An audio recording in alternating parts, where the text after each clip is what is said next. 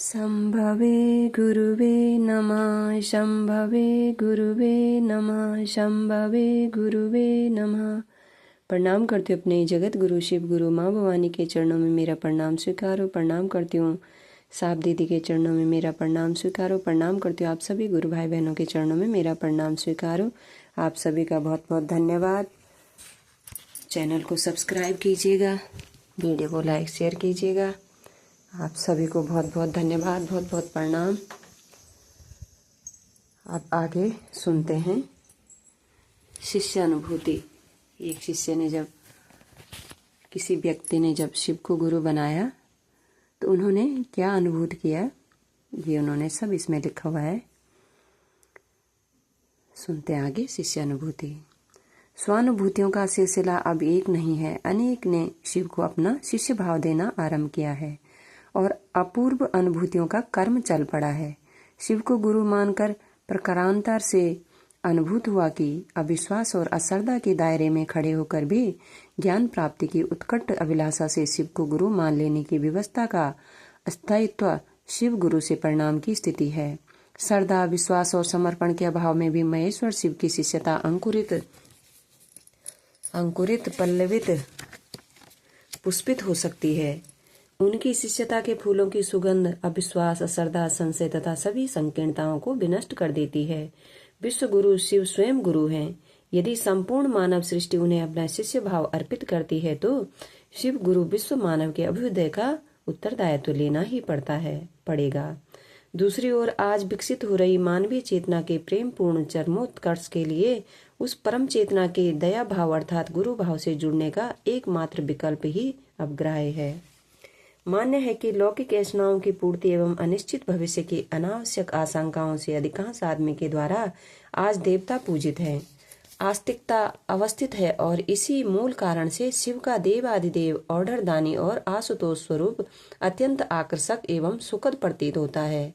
सांसारिक सुखों की परिधि में हम दीर्घकालिक योजनाओं की परिकल्पना और उसके कार्यान्वयन में जगत की अपनी काल्पनिक यात्रा भूल जाते हैं। अपनों की चिंता हमें सताती है लेकिन अपनी यात्रा विस्मृत हो जाती है। सही स्थिति यही है कि हम भोग को भोगते नहीं हैं अपितु स्वयं ही भुक्त हो जाते हैं।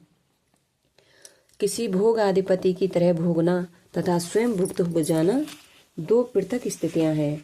हम सुख के साधन एकत्रित करते हैं लेकिन उनसे हमारा लगाव, उनके रखरखाव की चिंता एवं बिलगाव का भय हमें दुख देता रहता है। निर्विवाद रूप से अपने सुख के लिए निर्मित संबंध एवं सामग्रियां ज्ञानाभाव के कारण हमें प्रताड़ित कर संत्रास देती है। समष्टि से सिमटा हुआ व्यक्ति मूल मानवीय गुणों से भी वंचित हो जाता है।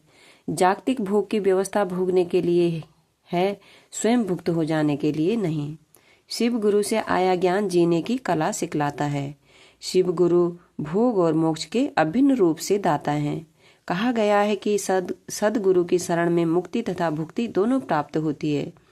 मुक्ति भुक्ति प्रसिद्धार्थ नियति सदगुरु प्रति ही। महेश्वर शिव तो सदगुरुओं के गुरु हैं, अतएव उनका शिष्य होकर लौकिक पारलौकिक मनोरथ स्वतः पूर्ण हो जाते हैं।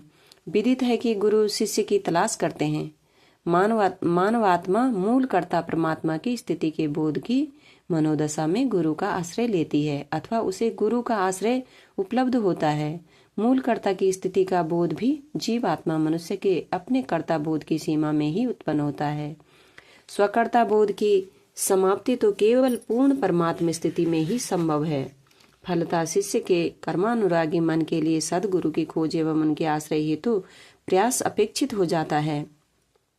वैसे तो महेश्वर शिव के सृष्टि भाव और दया भाव के अंतर्गत ही जीव और जगत की समस्त स्थितियां हैं, परंतु व्यक्ति या शिष्य का कर्ता भाव शिव की संपूर्ण स्थिति के बोध से अनभिज्ञ रहता है।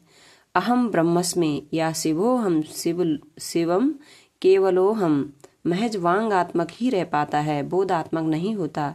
यह गुरु दया से ही संभव है। शिव के निराकार साकार स्वरूप में विभेद नहीं किया गया है। सदा शिव के रूप में वे इच्छा, ज्ञान, क्रिया, चित्त और आनंद के अथाह सागर हैं। अतएव निराकार साकार दोनों स्थितियां हो सकती है। शिष्य को स्वतंत्रता है कि आरंभिक अवस्था में वह गुरु की निराकार स्थिति को स्वीकार करें या साकार स्वरूप को अंगीकार करें। किसी भी परिस्थिति में शिष्य के लिए शिव गुरु की मात्र साकार स्थिति स्वीकार्य नहीं है। शिव के शिष्य शिव गुरु को भाव सत्ता के रूप में नमन करते हैं। कहा गया है कि हे महेश्वर, तुम्हें जानना, समझना और पहचानना अनुमानस की सीमा से बाहर की बात है। तुम जैसे भी हो, तुम्हें बारंबार नमस्कार है। तव तत्वम न जानामि कीदृशस्य महेश्वरः यदृशस्य महादेवाय तदृशाय नमो नमः। शिव गुरु की दया कालांतर में गुरु सत्ता की स्थिति स्पष्ट कर देती है। यह तो सर्वथा मान्य है कि गुरु का शरीरधारी होना आवश्यक नहीं है। शिव के शिष्य जानते हैं कि शिव गुरु दया भाव के अक्षय स्रोत हैं और सृष्टि के कण कण में उनकी शिशिर इच्छा के साथ सतत निःशर्त दया भाव भी अन्निहित है। अतएव मानव के अस्तित्व में गुरु भाव की स्थिति है। व्यक्ति जैसे ही शिव को शिष्य भाव निवेदित करता है, मानवीय चेतना में अवस्थित उनका दया भाव स्वतः ही कार्यरत हो जाता है। वस्तुतः शिव गुरु की दया ही वास्तविक दीक्षा है। अपने गुरु सहित साहब दीदी के चरणों में प्रणाम। आप सभी गुरु भाई बहनों के चरणों में प्रणाम। सभी का बहुत बहुत धन्यवाद। चैनल को सब्सक्राइब कीजिएगा। आज के लिए इतना ही, इससे आगे हम कल सुनेंगे।